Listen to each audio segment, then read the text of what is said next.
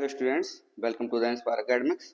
हम लोग last class में इलेक्ट्रोकेमिस्ट्री के बारे में पढ़ रहे थे। तो इलेक्ट्रोकेमिस्ट्री की हमने डेफिनेशन पढ़ लिया था ना। इसके बारे में इंट्रोडक्शन कुछ अच्छे जो टर्म्स हैं, इंपॉर्टेंट टर्म्स, जैसे कि कंडक्टेंस के बारे में हमने पढ़ लिया था, है ना। और अगर हम बात करें उसके अलावा हमने क्लासिफिकेशन कर लिया था इलेक्ट्रोलाइट्स का।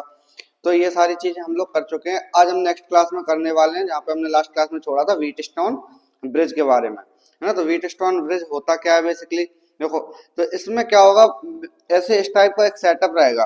तो इसमें क्या होगा कि एक तरह से यहाँ पे एक रेजिस्टेंस लगा हुआ है, यहाँ पे एक रेजिस्टेंस है, यहाँ पे, यानी चार रेजिस्टेंस यहाँ पे लगे हुए हैं।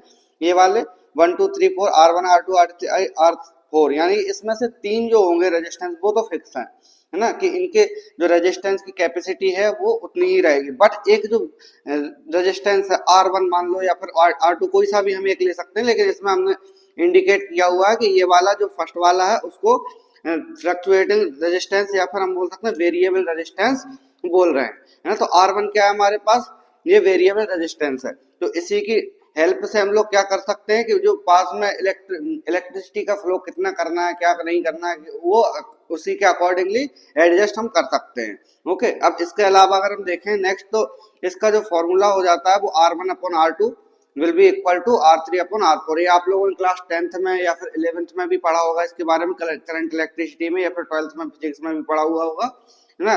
तो ये वैसे ही हम लोग बनाते हैं इनके सर्किट्स को एक तरह से। अगर हम बोलें तो पैरेलल और जो सीरीज में रहता है, दो टाइप से हमारे पास सर्किट बनते हैं, तो उसी टाइप से हमें इसको भी सॉल्व करना है। ओके, तो R1 की जो वैल्यू है वो यहाँ से आ जाएगी, क्योंकि ये इस साइड जाएगा, तो R2 और R3 R2 R3 divide by R4। तो ये हम बोल सकते हैं ये वैल्यू आ गई हमारे पास। तो कापा की जो वैल्यू आती है हमारे पास, कापा हम लोग लास्ट क्लास में ऑलरेडी पढ़ चुके हैं, ये सारे टर्म्स हम लोग पढ़ चुके हैं। ओके, तो कापा की जो वैल्यू आएगी L/RA will be equal to, ये हम बोल सकते हैं delta G star upon R. Okay, तो ये हमारे पास व्हीटस्टोन ब्रिज के बारे में इतनी ही जानकारी काफी है।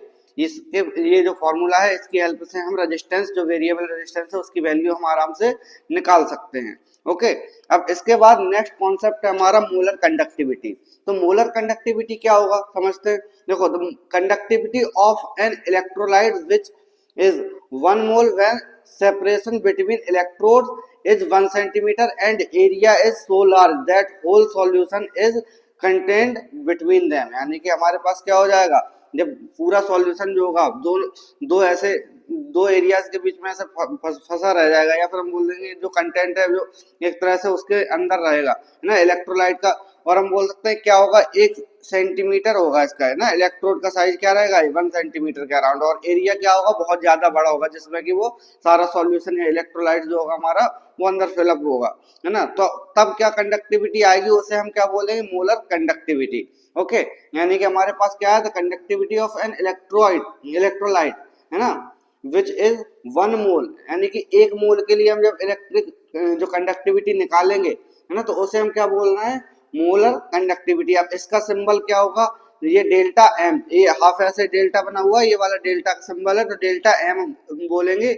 इसके लिए हम फॉर्मूला यूज कर सकते हैं, kappa into 1000 upon capital M. Capital M क्या होगा यहाँ पे, मोलैरिटी ऑफ द सॉल्यूशन, या फिर मोलैरिटी ऑफ द इलेक्ट्रोलाइट हम बोल सकते हैं। इसके अलावा कापा होता है हमारे पास कंडक्टिविटी, जो कि हम ऑलरेडी पढ़ चुके हैं, और डेल्टा एम जो हमारा है वो मोलर कंडक्टिविटी को इंडिकेट कर रहा है। ओके, नेक्स्ट है हमारे पास इक्विवेलेंट कंडक्टिविटी। देखो, जैसे मोलर कंडक्टिविटी था वैसे ही इक्विवेलेंट कंडक्टिविटी भी, बस थोड़ा सा डिफरेंस होता है। अब इसमें क्या डिफरेंस है देखते हैं। The conductivity of 1 gram of an electrolyte when separation between electrode is 1 centimeter area is so large that the whole of solution is contained between them। Okay, यानी कि हम बोल सकते हैं 1 सेंटीमीटर एरिया होगा इसका इलेक्ट्रोड का जो साइज होगा, है ना, फिर से। बट इसमें क्या ले रहे हैं, उसमें 1 मोल ले रहे थे, और इसमें देखो नोटिस करना कि इसमें 1 ग्राम ले रहे हैं ना। इलेक्ट्रोलाइट का कितना सैंपल ले रहे हैं, 1 ग्राम का, उसमें ले रहे थे हम टोटल 1 मोल का, है ना। दोनों में डिफरेंस है, बस यही दोनों में डिफरेंस है। तो इसको हम कैसे निकालेंगे, अगर फॉर्मूला में रखना हो तो फॉर्मूला में इस टाइप से जो हम बोल सकते हैं, delta equivalent will be equal to kappa into 100 upon N. N क्या होगा यहाँ पे, यहाँ पे हम बोल सकते हैं एन होगा नॉर्मेलिटी, जो कि हम सॉल्यूशन वाले चैप्टर में ऑलरेडी पढ़ चुके हैं कि सॉल्यूशन जो होता है एन क्या होगा, एम क्या होगा, है ना, ये नॉर्मेलिटी का फॉर्मूला क्या होता है, ये सारी चीजें हम लोग निकाल सकते हैं। वैसे तो गिवन होता ही है एग्जाम में, जब अगर न्यूमेरिकल आएगा तो फिर गिवन होता है जो नॉर्मेलिटी है या मोलरिटी है, तो उसी के अकॉर्डिंगली हम उसको पुट कर सकते हैं फॉर्मूला में, डायरेक्टली फॉर्मूला से आंसर हम निकाल सकते हैं। अब यूनिट की बात करें तो यूनिट क्या होगी, siemens centimetre square gram equivalent, gram per equivalent. Okay, तो ये हमारे पास इसकी यूनिट हो जाती है। तो ये सारे टर्म्स हैं। इसके बाद अगर हम बात करें तो रिलेशन बिटवीन, अगर देखें तो delta equivalent and delta M, यानी कि delta E Q and delta M में अगर हम इनके रिलेशनशिप की बात करें तो डेल्टा इक्विवेलेंट की वैल्यू हमें पता है क्या है कि kappa into 100 upon M into N factor, अगर हम देखें, है ना। अब इसके अलावा देखते हैं कि अगर हमने ये जो वैल्यू है ना, ये जो वैल्यू है वो अगर कंसीडर करें कि डेल्टा एम की है, तो डेल्टा एम के लिए हम बोल सकते हैं क्या होगी, delta M will be, sorry, delta E Q will be equal to delta M upon N F, यानी कि एन फैक्टर जो होगा।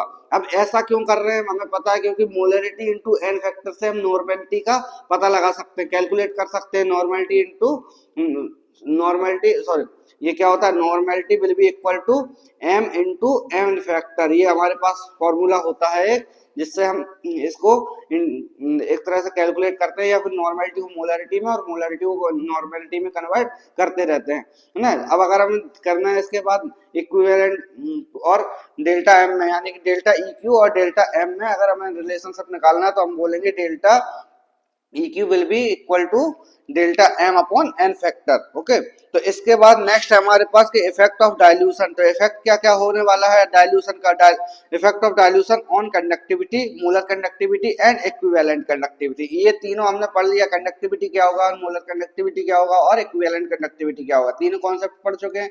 तो आप इफेक्ट देखते हैं डाइल्यूशन का क्या इफेक्ट पड़ने वाला है। देखो, सबसे पहले dilution volume increases and concentration decreases, क्योंकि हमें पता है कि जब डाइल्यूशन करेंगे तो यानी कि वाटर का कंटेंट हम ऐड कर रहे हैं, तो उसमें क्या होगा, जब डाइल्यूशन कर रहे हैं तो वॉल्यूम इंक्रीज होगा, है ना, और कंसंट्रेशन डिक्रीज होगा, एंड हेंस कंडक्टिविटी यानी कापा की जो वैल्यू होगी वो डिक्रीज होगी। ओके, क्यों होगी, because number of ions per unit volume decreases, यानी कि जो नंबर्स होंगे पर यूनिट वॉल्यूम में वो कम होते जाएंगे, ना, जितना ज्यादा हम डाइल्यूशन करते जाएंगे, यानी कि जो सॉल्यूट के पार्टिकल्स है वो तो हमने फिक्स कर दिए, बट हमें जो सॉल्वेंट के पार्टिकल्स है वो ज्यादा इंक्रीज करते जाएंगे। जब ज्यादा इंक्रीज करते जाएंगे तो हम देख सकते हैं कि जो कंडक्टिविटी है वो कम होती जाएगी, क्योंकि एक तरह से पर यूनिट वॉल्यूम में, जैसे सपोज करो हमारे पास, इसको हम समझते हैं थोड़ा सा कि जैसे अगर सपोज करो यहाँ पे क्या है, एक हमारे पास कंटेनर है जिसमें कि 100 मोल्स प्रेजेंट है किसी चीज के, है ना, और ये स्टार्ट में 10 लीटर था, है ना। अगर ये 100 मोल थे और 10 लीटर यहाँ पे प्रेजेंट था और हमने बोला कि इसका डाइल्यूशन कर दिया और इसको हमने कर दिया 20 लीटर, है ना, और इसमें हमने 100 ml, तो यानी कि पर यूनिट में कितना था, पहले अगर हम देखें तो 1 लीटर पर जो हमारे थे 10 मोल्स बन रहे थे, है ना, 1 लीटर के अंदर। अभी क्या हो जाएगा, 1 लीटर के अंदर 5 ही मोल्स बनेंगे। तो इस टाइप से क्या होगा, हमारी जो कंडक्टिविटी है यानी कापा की वैल्यू है वो डिक्रीज होती जाएगी। ओके, नेक्स्ट हम पढ़ते हैं क्या होगा डाइल्यूशन के बाद, है ना, ऑन डाइल्यूशन मोलर कंडक्टिविटी यानी कि delta M and equivalent conductivity यानी कि delta E Q increases because degree of dissociation and total number of ions increases, यानी कि हमारे पास क्या हो जाएगा, क्योंकि इसमें हमें क्या लेना है, ओवरऑल एक तरह से 1 मोल लेना है ना, और इसमें 1 ग्राम लेना है, तो इसलिए क्या हो रहा है, यहाँ पर रिवर्स हो रही है रिएक्शन, यानी कि इसमें जो होगा इन जो डिसोसिएशन इसमें बोल सकते हैं डिग्री ऑफ डिसोसिएशन वो इंक्रीज हो जाएगा। जब डिग्री ऑफ डिसोसिएशन इंक्रीज हो जाएगा तो टोटल नंबर ऑफ आयंस भी इंक्रीज होंगे। जब total number of ions increase होंगे तो फिर मोलर कंडक्टिविटी या फिर इक्विवेलेंट कंडक्टिविटी भी हम बोल सकते हैं क्या होगा, डिक्रीज होने लगेगी, यानी कि molar conductivity and equivalent conductivity increases because, sorry, increase होने लगेगी, है ना, यानी कि increases because degree of dissociation and total number of ions increases. अब इसमें रीजन क्या हो रहा है कि एक तरह से इसमें क्या हो रहा था, जब ये हम बोल सकते हैं कि डिक्रीज हो रही थी कंडक्टिविटी, तो हम बोल रहे हैं यहाँ पे मोलर कंडक्टिविटी रिवर्स हो रही है, यानी कि इंक्रीज हो रही है जैसे जैसे हम डाइल्यूशन करेंगे, है ना। क्यों हो रही है, क्योंकि डिग्री ऑफ डिसोसिएशन या फिर टोटल नंबर ऑफ आयंस इसमें इंक्रीज हो रहे हैं। ओके, तो ये कॉन्सेप्ट क्लियर हुआ होगा। इसके बाद हम नेक्स्ट समझते हैं कि वेरिएशन क्या होंगे, वेरिएशन ऑफ मोलर कंडक्टिविटी यानी कि डेल्टा एम विद कंसंट्रेशन। तो कंसंट्रेशन के साथ साथ इसमें मोलर कंडक्टिविटी पे क्या इफेक्ट पड़ेगा हम देखते हैं, है ना। तो इसमें हो जाएगा हमारे पास फॉर्मूला से हम इसको पता लगा सकते हैं। फॉर्मूला क्या है हमारे पास, डेल्टा एम, ऊपर लिखा हुआ सी, डेल्टा एम सी, या फिर इसको बोल सकते हैं डेल्टा नॉट एम, है ना, डेल्टा सी एम और डेल्टा नॉट एम, है ना, minus A and concentration root में, है ना, स्क्वायर रूट ऑफ सी। यानी कि अब इसमें ऐसा क्यों कर रहे हैं, देखो, the molar conductivity of strong electrolyte is found to very given equation. यानी कि हम बोल सकते हैं एक तरह से जब अगर हमें वेरिएशन निकालना होगा किसी भी मोलर कंडक्टिविटी में, मतलब किसी भी सॉल्यूशन में मोलर कंडक्टिविटी का हमें वैल्यू निकालनी होगी कि कितना वेरी कर रही है, तो फिर हम इस वाले सॉल्यूशन, इस वाले फॉर्मूला से निकाल सकते हैं। अब इसमें जो टर्म्स दिए हैं वो क्या क्या होंगे, तो पहला टर्म है delta C M will be equal to molar conductivity at concentration C, यानी कि जो क्या होगी, मोलर कंडक्टिविटी होगी कंसंट्रेशन सी पर। यानी कंसंट्रेशन तो हमारे जो क्वेश्चन होगा उसमें दिया हुआ होगा या फिर हमें कैलकुलेट करना होगा, बाकी की वैल्यूज हमारी दी हुई होंगी, है ना।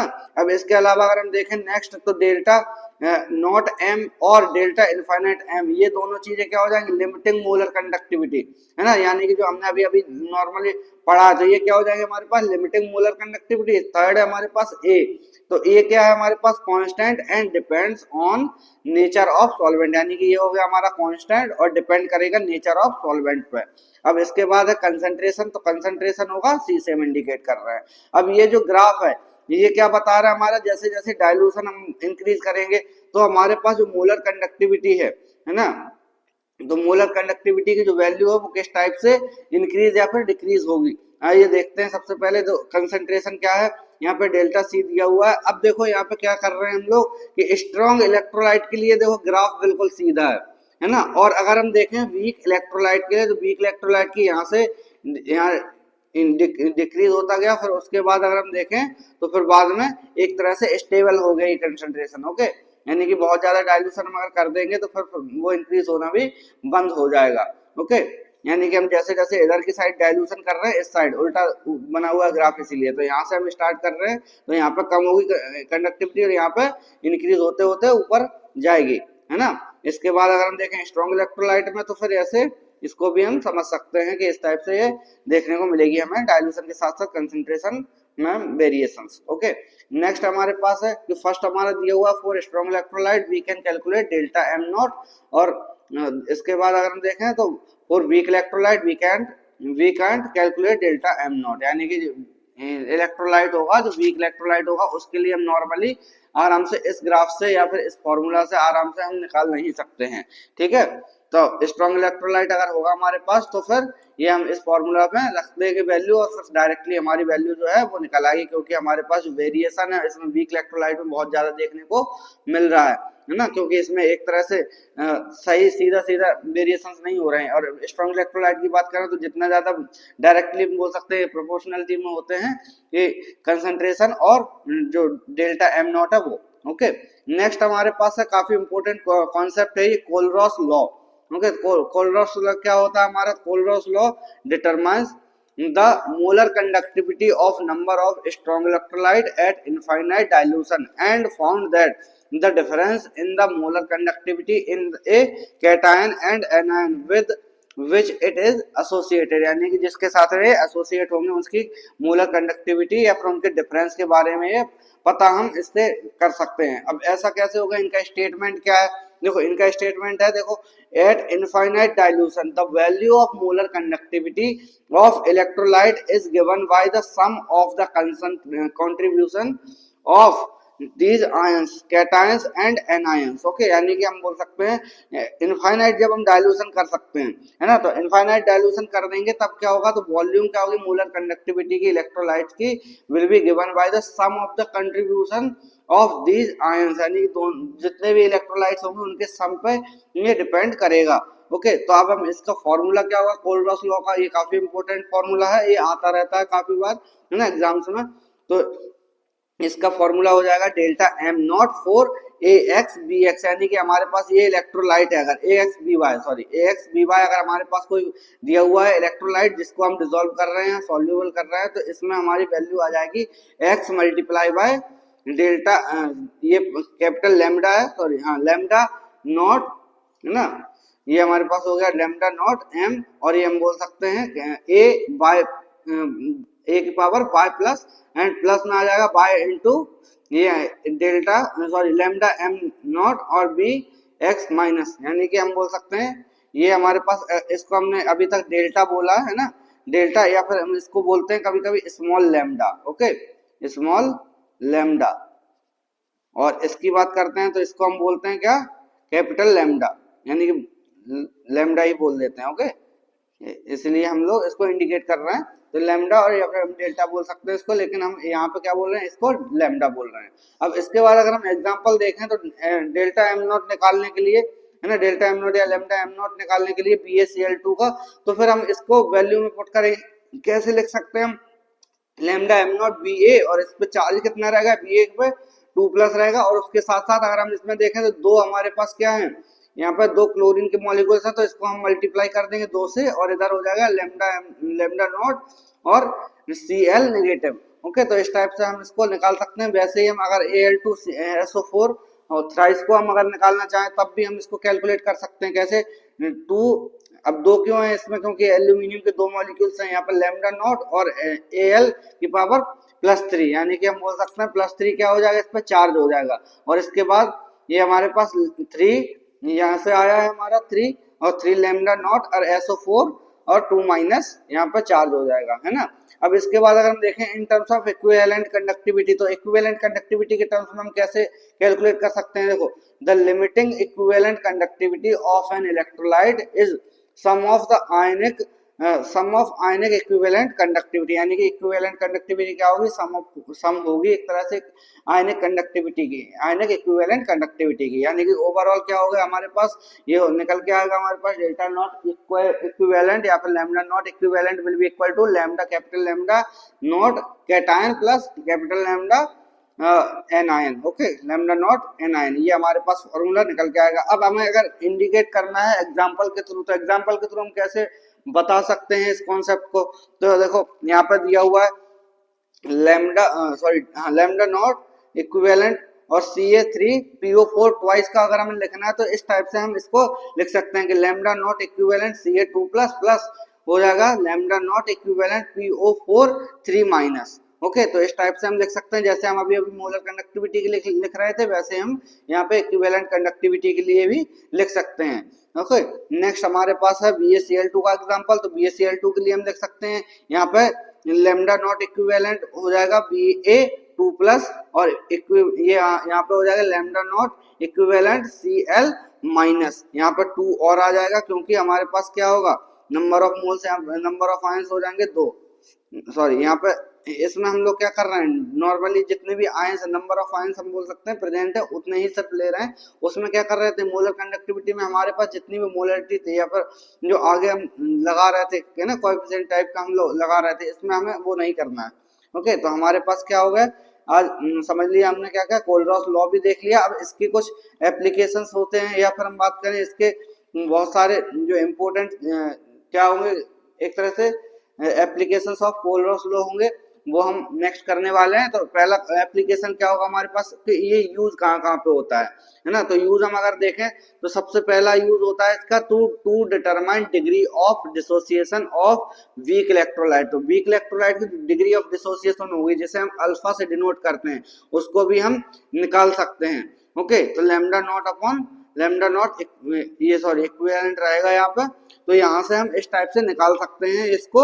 और अगर हम नेक्स्ट निकालना चाहें तो to find dissociation constant of weak electrolyte, यानी वीक इलेक्ट्रोलाइट को हम यहाँ से निकाल सकते हैं, okay to find dissociation constant of weak electrolyte, okay तो वीक इलेक्ट्रोलाइट की जो डिसोसिएशन कांस्टेंट होगा उसको भी हम यहाँ से निकाल सकते हैं। तो Kc की वैल्यू क्या हो जाएगी इस रिएक्शन के लिए, AB will be A plus and plus में B माइनस, ओके तो इस टाइप से हम निकाल सकते हैं C alpha square upon 1 minus alpha, ये बहुत इंपॉर्टेंट है, ये क्या है बहुत इंपॉर्टेंट फॉर्मूला है, इस फॉर्मूला से लास्ट ईयर भी क्वेश्चन आ चुका है और इस टाइम भी आ सकता है, तो इसको फॉर्मूला को बिल्कुल याद करके जाना है और अच्छे से इस पर प्रैक्टिस करके भी एग्जाम में जाना है आपको, ओके तो इसके बाद अगर हम देखें नेक्स्ट हमारे पास एप्लीकेशन है to find solubility and soluble products of sparingly यानी कि partially soluble salts. Okay, partially soluble जो भी सॉल्ट्स होंगे उनके लिए हम सॉल्युबिलिटी का पता इस वाले जो कोलरॉस लॉ है उससे हम निकाल सकते हैं। अब ये ऐसा कैसे करेंगे, देखो एक्स एस, देखो इनिशियल में क्या था, इनकी कंसंट्रेशन 0 होगी और कुछ टाइम के बाद अगर हम देखें तो एक्स एस और वाई एस यहाँ पे कंसंट्रेशन निकल के आएगी तो के एस पी की वैल्यू हो जाएगी एक्स एस की पावर एक्स और वाई एस की पावर वाई। तो K S P will be equal to X square Y square S और पावर हो जाएगी एस की एक्स प्लस वाई। तो यहाँ से हम क्या निकाल लेंगे, मोलर कंडक्टिविटी यहाँ से निकाल सकते हैं, है ना। तो मोलर कंडक्टिविटी की वैल्यू क्या हो जाएगी, के इंटू 1000 अपॉन एस। यहाँ से हम यानी कि हम बोल सकते हैं कि यहाँ सॉल्युबिलिटी जो एस है वो इस वाले फॉर्मूला में रख के हम आराम से निकाल सकते हैं। ओके, कैलकुलेट कर सकते हैं। ओके, नेक्स्ट हमारे पास एप्लीकेशन है to find lambda M not of an electrolyte when lambda M not of other electrolyte is given. Okay, ये हो जाएगी हमारे पास इस गिवन। अब ऐसे जब हम निकाल सकते हैं इसको क्या करेंगे, लैम्डा एम नॉट का लिए हमारे पास एक सॉल्यूशन दिया हुआ है CH3COOH के लिए अगर हमें निकालना है तो हमारे पास कुछ वैल्यूज रखी हुई है जैसे NaCl है ना, NaCl HCl या फिर CH3COO Na के लिए हमारे पास वैल्यूज दी हुई है लैम्डा एम की, है ना, लैम्डा एम नॉट की वैल्यू। तो इसके अगर हम CH3COO Na की बात करें तो 91 है हमारे पास साइमन सेंटीमीटर स्क्वायर पर मोल में, है ना। और इसके बाद HCl की सबसे ज्यादा है, NaCl की उससे दोनों के बीच में है ना। तो इसके लिए हम क्या कर सकते हैं, इनको कैलकुलेट करेंगे तो क्या आ जाएगा हमारे पास लैम्डा एम नॉट CH3COOH। तो यहाँ पे हो जाएगा हमारे पास 91 प्लस 426 माइनस 126। ओके, तो यहाँ से हमारी जो वैल्यू है लैम्डा एम नॉट की निकल के आएगी 391 साइमन सेंटीमीटर स्क्वायर पर मोल। ओके, तो इसी के अकॉर्डिंगली हम एक एग्जांपल और हम कर सकते हैं। ओके, तो इस एग्जांपल को अगर हम देखें तो क्या है इसमें, lambda M not VaOH twice का निकालना है हमें वैल्यू। तो इसको हम इस टाइप से निकालेंगे तो हमारी जो वैल्यूज हैं वो निकल के आएंगी। ये प्रैक्टिस आप लोग खुद से करना है, आपके लिए ये लिखा हुआ क्वेश्चन तो एक बार आप करना, कमेंट सेक्शन में आप बताना आंसर। अगर नहीं आता है तो फिर मैं इसका आंसर कर दूंगा और सही आंसर जिसने भी किया उसको मैं पिन कर दूंगा। ओके, तो अगर हम देखते हैं नेक्स्ट इलेक्ट्रोकेमिकल सेल्स क्या होंगे।